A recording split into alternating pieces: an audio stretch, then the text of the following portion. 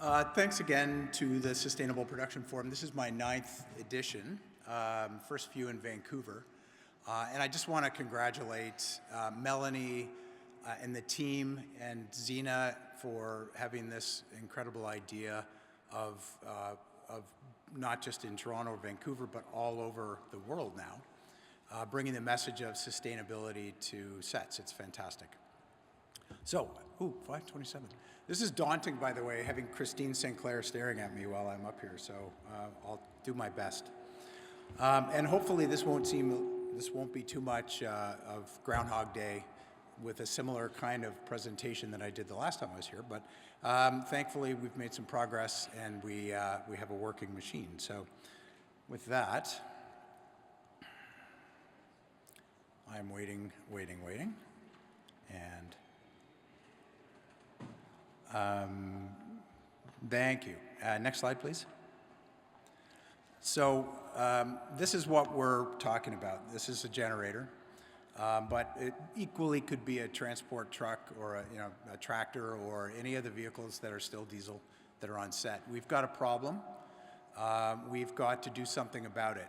And notwithstanding the presentation at the beginning of the day today, personally feel that we need to make more forceful steps forward, and half measures or two-thirds measures with renewable diesel or eco-diesel are fine for the very short term, but we can't give ourselves a break and say, well, it's going to take a few years of renewable diesel and then we can move on. We haven't got time, so we've got to move a little faster in my view. Wow, this is intriguing.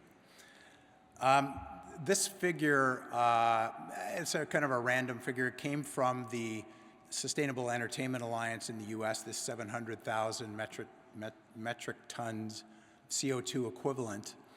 It could be more, it could be slightly less with the advent of more LED technology, whether it's solar panel star trailers or more battery use. But we still have a big problem that we have to get rid of. And certainly stationary power is one part of it. Transport is the other. I think stationary power is an easier way to start, and that's kind of the foundation of HONE.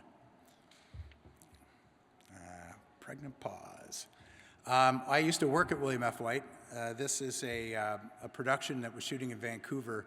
They did a day of lightning strikes, and any of you, those who have ever worked on set, know that the power hit on a generator for lightning strikes is massive.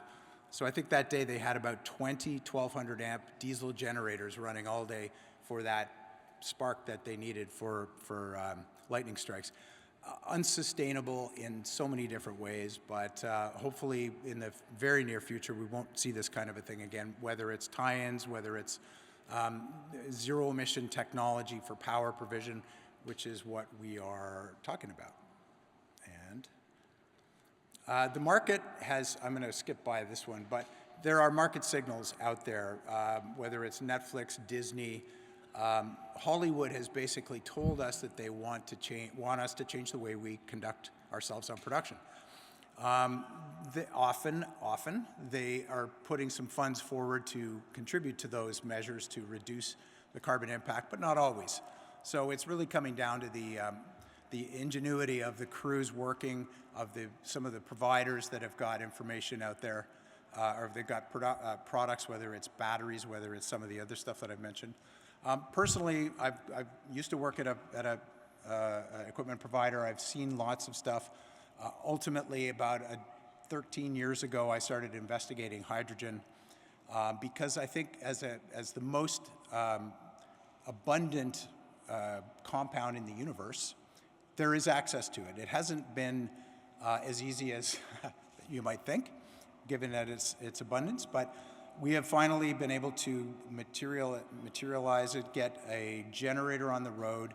This is the generator here in the bottom left corner of the picture.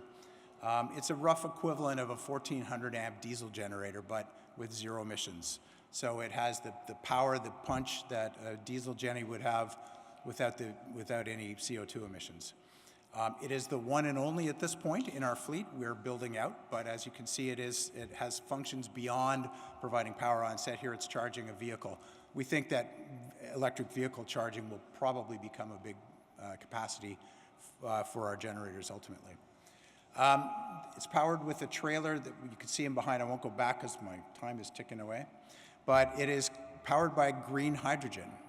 Green hydrogen is produced by splitting water with electricity. You separate the hydrogen, the oxygen, scoop off the hydrogen, and that's your green hydrogen. It is the most green compound that you can use.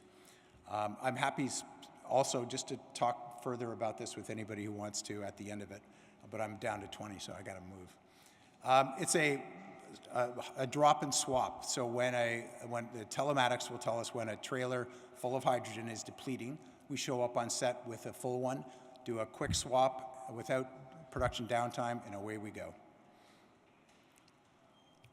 Just another picture of our generator, and I've hit 0, and I got to hurry up. So anyway, long-term, building at scale, being available for other sectors, as you can see long-term. And I don't know if that's already switching or... So those are our 2 trailers, our generator in the middle, and that's how we effect a swap. But as I say, happy to talk to anybody we'd like to afterwards, and thank you very much.